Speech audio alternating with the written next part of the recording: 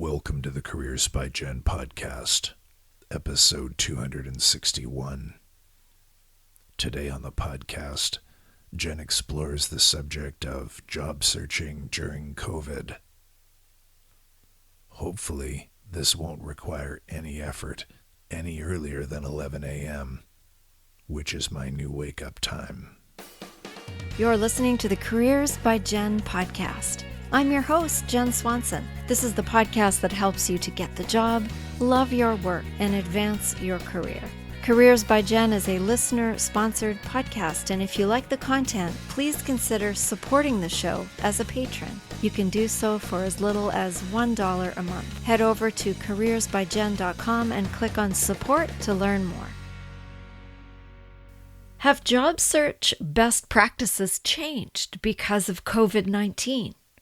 Well, the answer is yes, sort of. There are a lot of things that are still the same, but there are a few things that you need to consider that are different because everything is kind of different right now.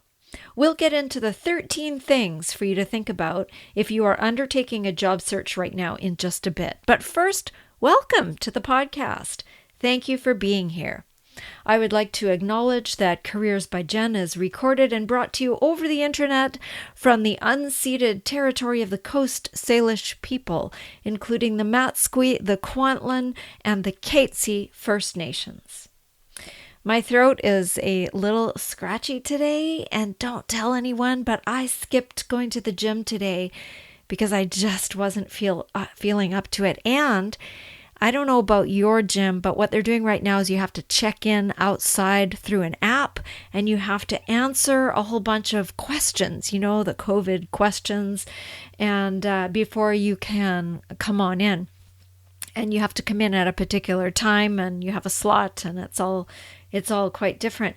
And I would not have been able to answer truthfully if I did go today because I was sneezing this morning and my throat is scratchy, and I'm really hoping it's a summer cold. But in any case, I decided to look after myself and stay home. Plus, I had a ton of work to do today. And because I am currently mostly working from home, I was able to just get up and get to work. And that's great.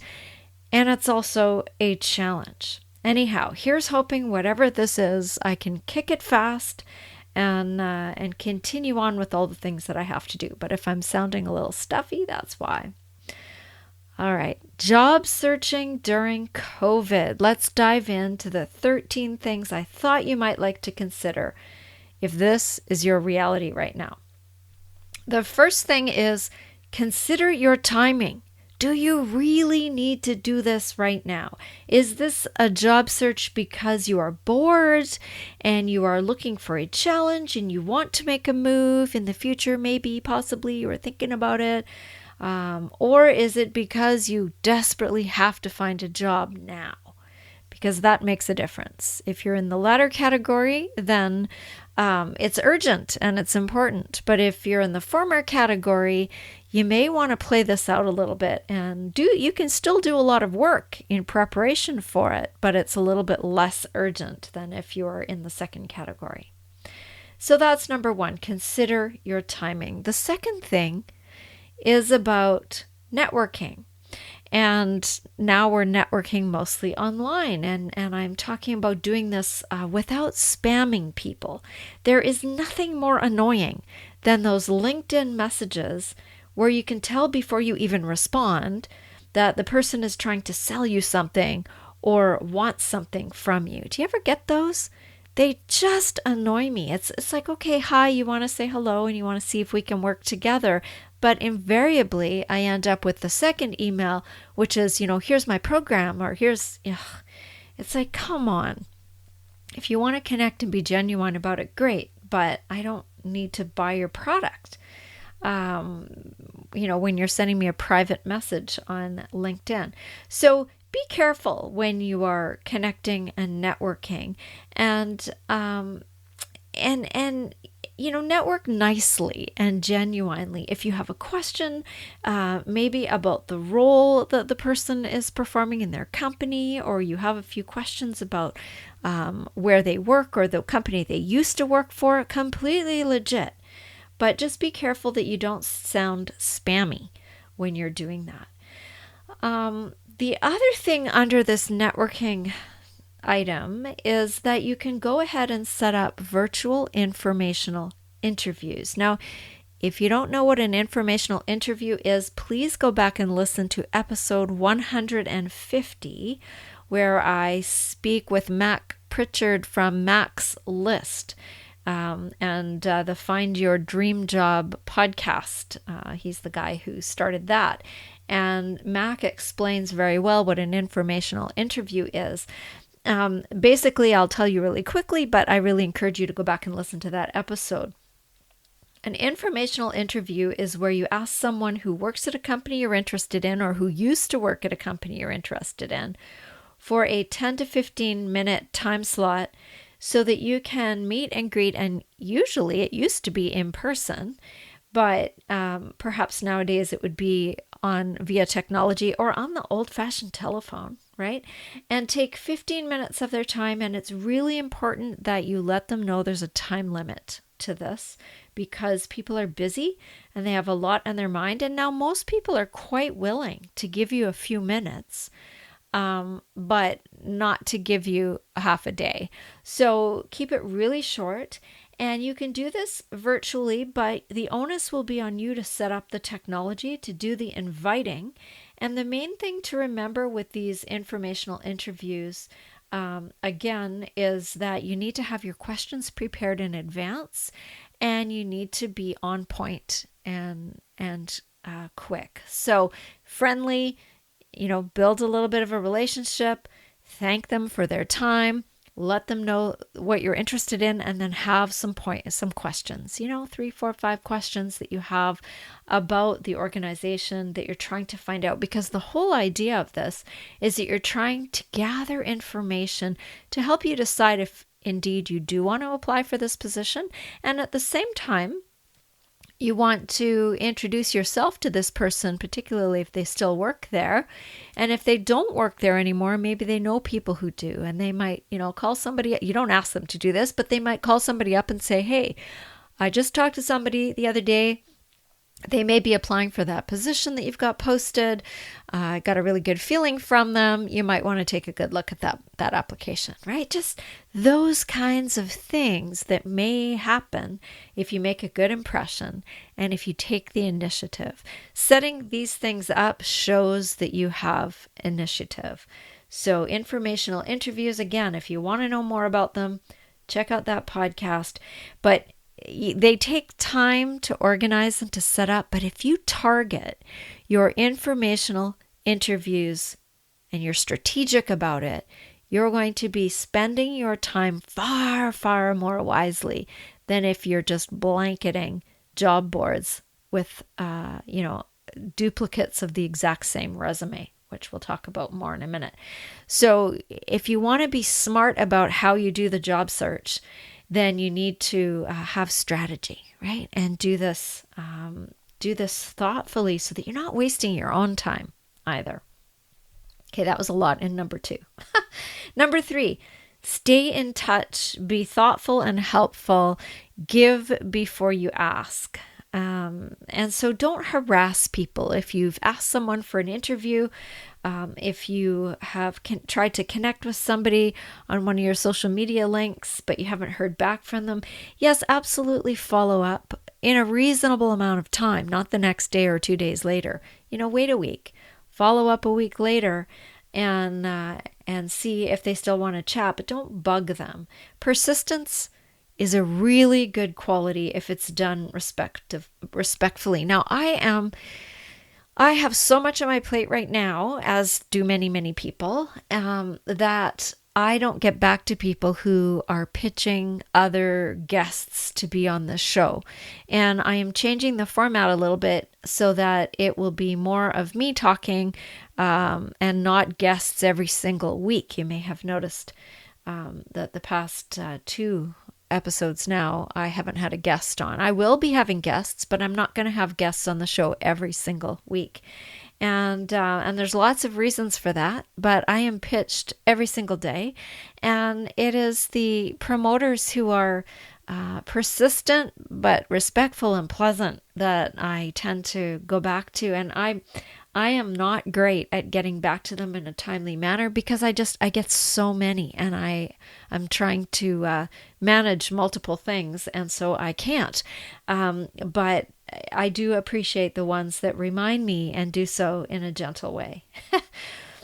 All right, so that was number 3. That was stay in touch, but thoughtfully and respectfully. The 4th thing is to prepare for virtual job fairs. Now, remember those job fairs where you used to go and there'd be booths in a big hall somewhere, and there'd be presentations and keynotes and companies who are hiring all over the place? Well, there's not a lot of that happening in physical form at this time. I mean, at least not where I am. We are still pretty socially distanced, pretty shut down in Canada. I know things are a lot different south of the border, but for safety reasons, etc., there are an awful lot of places in the world that are still, or once again, shutting things down because this virus doesn't seem to be going anywhere. So, and I heard a scary thing today that it's younger and younger people getting sick with this. Anyway, I won't go there, but virtual job fairs are a new thing. And so find them and figure out how to attend and prepare for them. So how do you prepare for a virtual job fair? Well, find out what companies are going to be there. Take a look at their job postings and see if there are positions you qualify for, if there are jobs in those companies that you are even interested in. Don't waste your time. If there's nobody there that you're interested in, then don't bother. So do a little research. Make sure you have the right tech. So what platform are they going to use for this? What is it going to be, something where like Zoom where you're all on there together, or is it more of a webinar kind of thing, or how does it work? So take a look at that. And then get your resume ready. If you have found job positions in some of the different companies, get your resume ready. And I'm going to talk more about making sure that your resume is tailored for the job position you're applying for. Again, the blanket resume thing is a horrible thing, and I don't know why people still do it, but don't do it. And then another thing that's really important for you to do is practice your 30-second elevator pitch. So who are you, and why should people take a chance on you, and what do you have to offer? Because remember, you want to tell them what you have to offer them, and how you might be a solution to what they're looking for. So craft your elevator pitch, because you may be doing that on screen. And so you need to prepare so that you're not put on the spot and stammering and stumbling around when you're invited to speak. So preparation for a virtual job fair is key. It's absolutely critical. And you can do all of that while you're waiting for the day to come when this virtual job fair happens. So that's number 4. Number 5 is take time to really reflect. And I would say, if you need help, hire a coach. And I'm not just me, there's lots and lots and lots of career coaches out there. But if you need help, get some professional help. If you can do it yourself, that's great too. Just take some time. We have a free Jumpstart Your Job Search Challenge. As soon as you log on to our website, there's a little bar that pops up, and you can click on that, and you will get a week's worth. That's it. Nothing after that. A week's worth of daily emails that will ask you to do some preparation and some thinking about your job search. You can do the advanced work of really digging into what you want and really digging into what you don't want in a new career before you launch yourself into full-on search mode. There's so much to learn online. There's so much you can explore. So many coaches who are out there have free tools that you can make yourself, avail yourself of. And you need to know where you want to head, what direction you want to go in. And this is critical work. So don't skip this step. And maybe you're listening to this and you've already done this, or maybe you haven't even thought about doing that. But it's really important to reflect on, what are my values? What kind of a work environment do I want to be in? Do I want to work in a fast-paced place? Or do I want to work somewhere solitary, somewhere by myself? Like, just what kind of place do you want to work in? What industry? There's so much to decide. And the piece about what don't you want is important too. So take some time to reflect. If you have to wait, then you may take this time to increase, this is number 6, your skill set. Maybe there's something you are missing in your resume or your portfolio that you might want to have under your belt. Maybe there's a course, a certification, some kind of a skill that would give you a boost or an advantage over another candidate. Can you take that training online? So many of the training programs that used to be in person are now online. And maybe you need first aid. Maybe you need, who knows? Maybe there are things, that certifications that you can get by attending a virtual program. And so why not use this time to add something useful and helpful to your list? If you're looking at a job posting, wherever it says such and such would be an asset, then is that such and such thing something that you can easily and relatively quickly add to your resume by taking a program, taking some training? So take a look at that as well.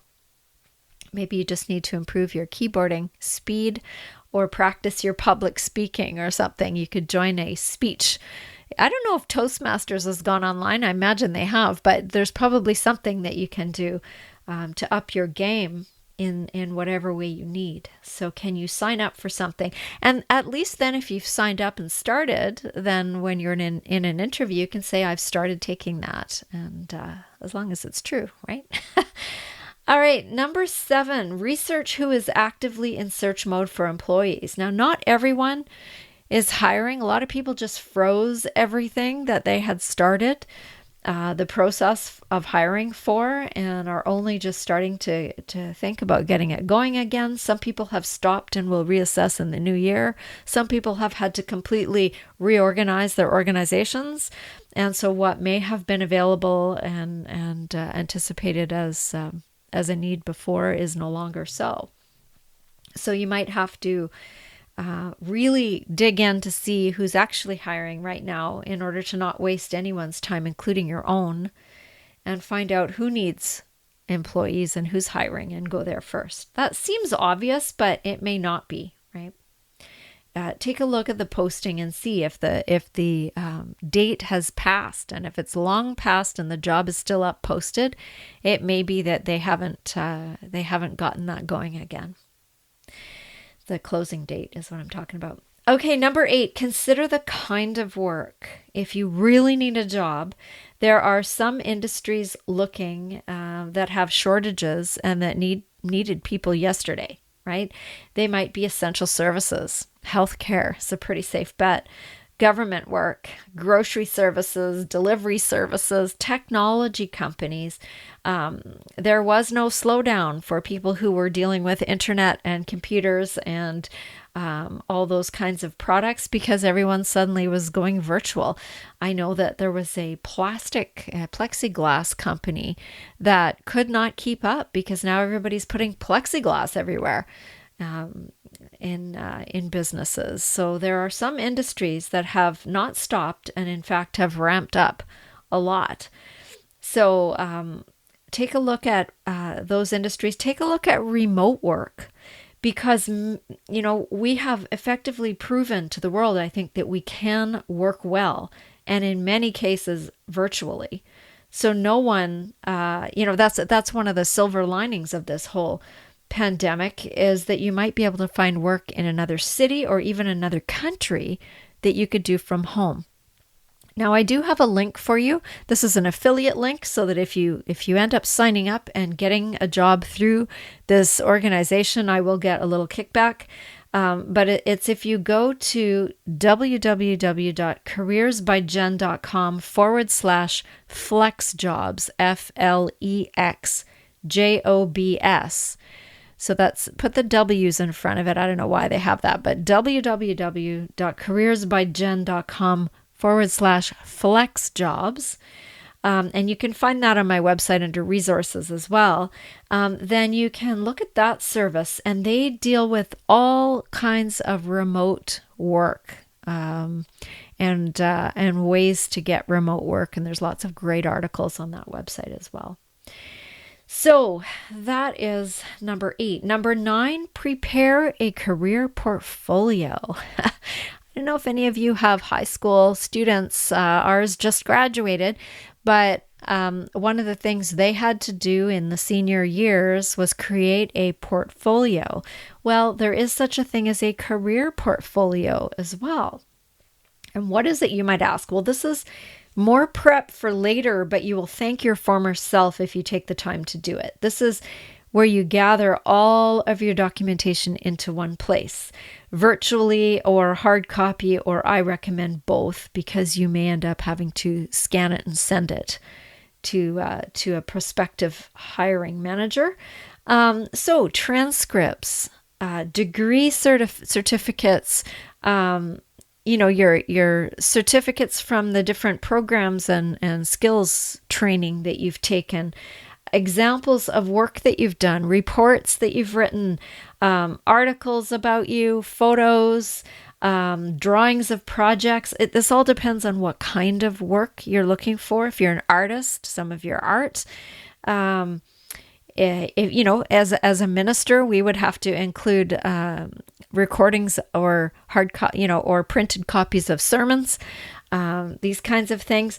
Any kind of work that you have done, awards, achievements, spreadsheets that show that, you increased sales over the past, few years that you were in the role that you were in. Make sure you have permission to share these things. If it's a photo with other people in it, make sure you have permission to share that. Maybe you did a presentation on stage or in front of a boardroom of people and there's a recording of it. Can you include that? So again, make sure you have permission to do these things, but these are very important to create a portfolio, a package that you can then share. Another thing to have ready are your reference contact information, the references that you will give if people ask for references. Make sure you've contacted them to give them the heads up that you are going to use them. Please, may I use you as a reference?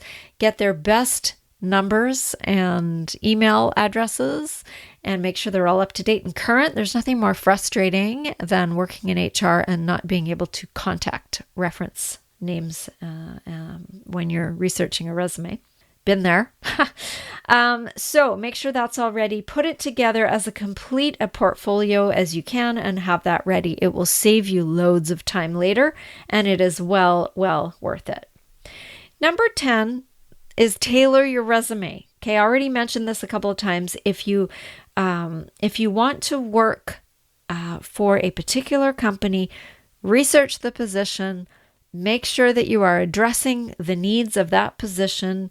You might have to reorganize how your resume is laid out, but make sure you are highlighting the things in your own resume that speak to what they are looking for. And if you are wanting to work remotely, the suggestion is to put keywords in your resume and in your LinkedIn profile and in your cover letter that indicate that, so that you are open and willing to working remotely. So I have a DIY resume prep course you can take on the website if you need help doing a resume. But my main thing is make sure it's up to date. There are so many examples out there of what looks fresh and what looks up to date, and proofread it and tailor it. Do not send the same resume to 15 places. That's just Make sure it suits the position. I cannot stress that enough. Otherwise, you're wasting your time, honestly. All right. Number 11, plan your space for virtual interviews or job fairs. Anything that, well, even if you were on a telephone where nobody's going to see you, you need to do some planning of your space somewhat. But I'm talking at the beginning here about your background. What is behind you when you're on screen for a job interview or a job fair where you might be pitching your 30-second pitch. What are people seeing behind you? And please skip the cheesy virtual backgrounds. Those are sort of like the cell phone rings that everybody used to have that were really silly, and then everybody went back to just a normal telephone ringing. So be mindful of what is behind you, and take a look at it. Is it clean? Does it have some decent lighting? Make sure it's quiet. No bonging clocks or barking dogs in the background. And look at what you have in the background, because every single thing that's behind you is a communication. What kind of person do you want to portray? And you might have to stage a corner of your house to do this, but take the time to stage it so that it looks the way you want to present yourself on screen. If you're on the phone and nobody can see you, that's fine, but you need to be in a quiet place. So make sure there aren't loud ticking clocks or radios playing or barking dogs or whatever. And if your neighbor insists on doing all sorts of tree cutting or lawn mowing, then try and find the quietest place that you can be for that phone call. So it's really important to set your space for these interviews. The 12th thing is to make a plan for your search, because you can easily be overwhelmed if you try to do too much all at once. Make weekly plans, daily plans, set limits so that you don't get discouraged, you don't get overwhelmed. What do you hope to accomplish this week, and how can you break it down so that you are doing something reasonable and manageable each day? So what day are you going to take off and not do job search that day? What time of day do you do your best work? When do you have your most energy?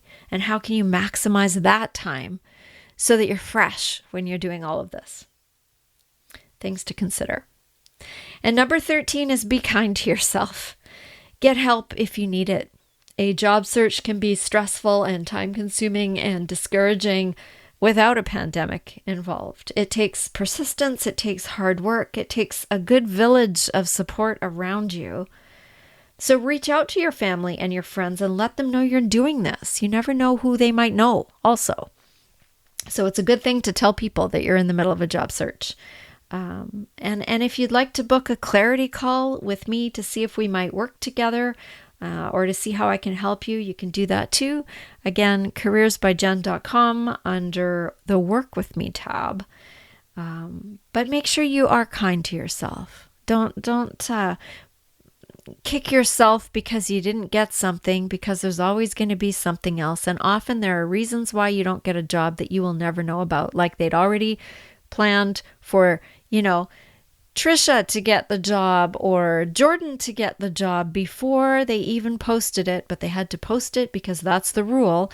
And they posted it and they interviewed a bunch of people, but they still gave it to Trisha or Jordan, right? These things happen and we will never know. And so it's hard not to feel like, oh, if only I had been blah or I had done blah. And oftentimes it has nothing to do with you, honestly. So try not to get discouraged and try to be persistent in your search. And if you take the time to prepare in advance, you'll be far, far ahead of those who don't bother. All right. Well, that's all for today, friends. My voice held up amazingly. Maybe I've beaten this thing after all. I don't know. I got to go make some turmeric tea and take some more vitamin C. All right. Do take care of yourselves. Stay safe and all the best in your job search. This is Jen. Talk to you soon. You've been listening to Careers by Jen with Jen Swanson. If you like what you heard, please share this. If every single person listening today shared this episode with just one friend, our audience would be twice as big just like that. And the more people we can help with our content, the better. So help out a friend and help grow our audience by sharing this show with someone you know who would benefit from the content. If you haven't subscribed yet, please do that, and together we can make a difference. Until next time, take good care.